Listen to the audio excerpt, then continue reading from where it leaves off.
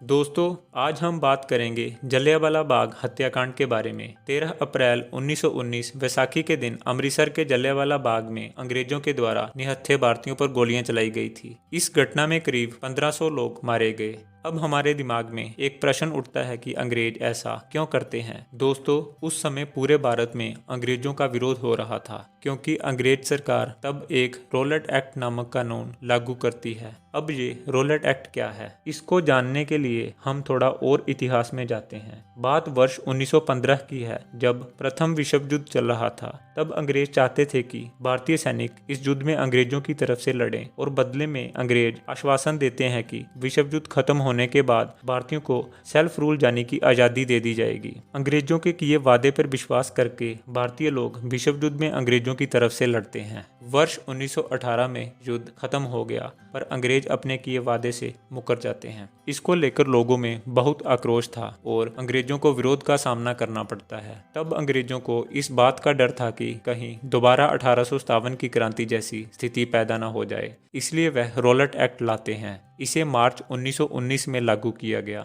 इस एक्ट के लागू होने के बाद सरकार किसी भी व्यक्ति को बिना मुकदमा चलाए 2 साल तक जेल में डाल सकती थी। इस कानून ने अंग्रेजों के खिलाफ चल रहे विरोध की आग में घी का काम किया। इस कानून के खिलाफ जगह जगह विरोध प्रदर्शन होते हैं। 6 अप्रैल 1919 को महात्मा गांधी इस कानून के विरोध में पूरे भारत में हड़ताल करते हैं। इस हड़ताल को रॉलेट सत्याग्रह का नाम दिया गया। हिंदू मुस्लिम एकता के प्रतीक डॉक्टर सैफुद्दीन किचलू और डॉक्टर सत्यपाल नामक 2 नेता अमृतसर में रॉलेट एक्ट के खिलाफ शांतिपूर्ण विरोध प्रदर्शन का आयोजन करते हैं। 10 अप्रैल 1919 को डॉक्टर सत्यपाल और डॉक्टर किचलू को गिरफ्तार कर लिया गया। इनकी गिरफ्तारी की खबर मिलते ही इनकी रिहाई को लेकर प्रदर्शन और जुलूस निकाले जाने लगे। इसी प्रकार 13 अप्रैल 1919 को वैसाखी के दिन लोग जलियांवाला बाग में रॉलेट एक्ट और डॉक्टर सत्यपाल व डॉक्टर सैफुद्दीन किचलू की गिरफ्तारी के खिलाफ प्रदर्शन करने के लिए एकत्रित होते हैं। इनमें कुछ लोग ऐसे भी थे जो वैसाखी के मौके पर अपने परिवार के साथ वहां लगे मेले को देखने आए थे।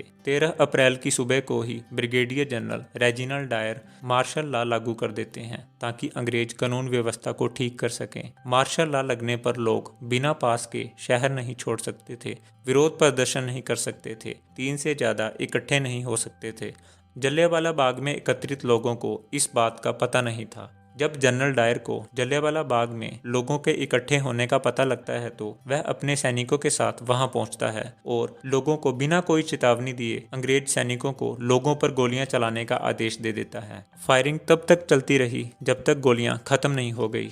करीब 1650 गोलियां चलाई गई। लोग आसपास मौजूद जगह में जहां अपनी जान बचा सकते थे वहां पहुंचने की कोशिश कर रहे थे। वहां एक कुआं भी था। लोगों ने उसमें कूदकर अपनी जान बचाने की कोशिश की, लेकिन सब मर गए। बाहर जाने का एकमात्र रास्ता भी अंग्रेज सैनिकों के द्वारा बंद कर दिया गया। इस घटना में करीब 1000 लोग मारे गए। इस हत्याकांड की खबर पूरे भारत में आग की तरह फैली। इस घटना ने भारतीयों में आजादी के लिए और ज्यादा जोश भरा। इस घटना के विरोध में कवि रविंद्रनाथ टैगोर ने अपना नाइटहुड अवार्ड लौटा दिया। यह अवार्ड किसी एक्स्ट्रा ऑर्डिनरी काम के लिए मिलता था। दोस्तों, आज भी इस हत्याकांड को दुनिया भर में हुए सबसे बुरे नरसंहार में गिना जाता है। आज जलियांवाला बाग हर भारतीय के लिए एक पवित्र मंदिर की तरह है, और हर साल 13 अप्रैल के दिन उन लोगों को श्रद्धांजलि दी जाती है जिन्होंने अपनी जान इस हत्याकांड में गंवाई। ऐसी और वीडियोस देखने के लिए जुड़े रहें इस चैनल के साथ। धन्यवाद।